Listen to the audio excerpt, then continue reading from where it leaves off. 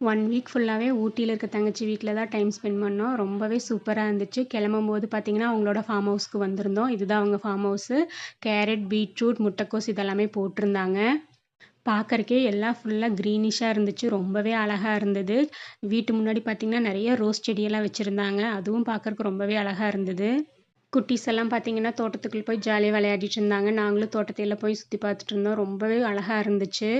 Evening 3:00 பக்கம் கிளம்பிட்டோம். வர்ற வழியில பார்த்தீங்கன்னா, கவர்மெண்ட் நர்சரி ஒண்ணு இருந்துச்சு. அங்க கேக்டஸ், சக்லென்ஸ் மத்த செடி எல்லாமே நெறைய இருந்தது. ரொம்பவே ரீசனபிளான ரேட்டா இருந்துச்சு. ஸோ பார்த்தீங்கன்னா, நாங்களும் கொஞ்சம் செடியெல்லாம் பர்ச்சேஸ் பண்ணிட்டு வந்தோம். கோத்தகிரி வந்து தான் கோயம்புத்தூர் வந்தோம். அந்த ரூட்ல தான் வர முடியும்னு சொல்லிட்டாங்க. ஊட்டியில பார்த்தீங்கன்னா, வெலிங்டன்ங்கிற இடத்துல தான் ஆர்மி ஆஃபீஸ் இருக்கு.